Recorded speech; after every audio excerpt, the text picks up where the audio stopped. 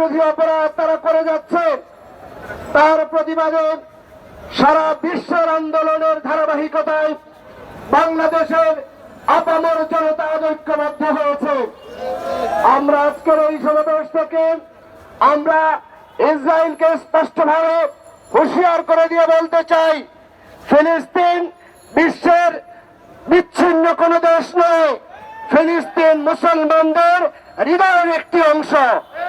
সুতরাং যারা এই ফিলিস্তিন নিয়ে জাতিসংঘ হোক, আমেরিকা হোক, বিশ্বের যে কোনো দেশই হোক না কেন, ফিলিস্তিনের দিকে যারা চোখ তুলে তাকাবে, গোটা বিশ্বের মুসলমান তাদের চোখ উপড়ে দেওয়ার জন্য প্রস্তুত রয়েছে। সংগ্রামী তৌহিদি জনতা, আমরা দীর্ঘদিন থেকে লক্ষ্য করছি এই ইসরায়েল নামক রাষ্ট্রটি এটি একটি ভূইফর রাষ্ট্র। এই রাষ্ট্রটি ফিলিস্তিনে এসে অবৈধভাবে দখল করে আজ ফিলিস্তিনিদের উপরই নির্মম নির্যাতন চালাচ্ছে।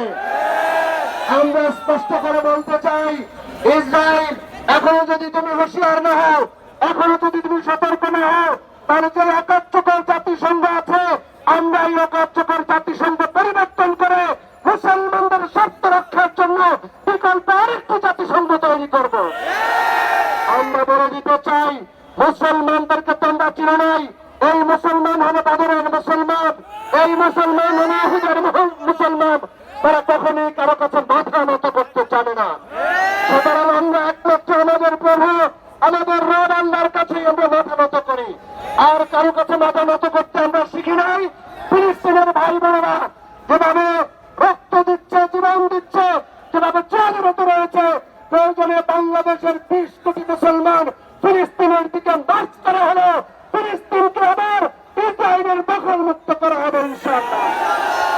আমরা পার্শ্ববর্তী রাষ্ট্রগুলোকে বলতে চাই, যারা মুসলমান নাম নিয়ে আজকে পরাশক্তি হওয়ার স্বপ্ন দেখছেন, আপনাদেরকেও বলতে চাই, যদি মুসলমানদের স্বার্থ বিরোধী কোনো কাজ আপনারা করেন, আপনারা যদি সেই ইসরায়েলের স্বার্থের দিকে তাকান, তাহলে মনে রাখবেন বিশ্বের মুসলমান থেকে আপনারা বিচ্ছিন্ন হয়ে যাবেন। আমরা সৌদি আরব সহ পার্শ্ববর্তী রাষ্ট্রগুলোকে বলতে চাই, আপনারা ঐক্যবদ্ধ হন, এই ফিলিস্তিনি নির্যাতিত নিষ্পেষিত ভাই বোনদের পাশে দাঁড়ান, তাদের ভাষায় আপনারা কথা বলতে শিখুন। যদি সেটি করতে না পারেন, তাহলে সারা বিশ্বের মুসলমান আপনাদের থেকে মুখ ফিরিয়ে নেবে, আপনাদেরকে ইসরায়েলের দোষর হিসেবে আখ্যায়িত করবে। আজকের এই সমাবেশ থেকে আসেন, আমরা আবারও করতে উঠি, আমাদের স্বাধীন ফিলিস্তিন, আমাদের বাইতুল মুকাদ্দাস মুক্ত করে দিতে হবে, অন্যথায় ইসরায়েল নামক রাষ্ট্রকে বিশ্বের বুক থেকে নিশ্চিহ্ন করে ফেলা হবে। সবাইকে সেই আন্দোলনে ঐক্যবদ্ধ থাকার আহ্বান জানিয়ে আমি আমার কথা শেষ করছি।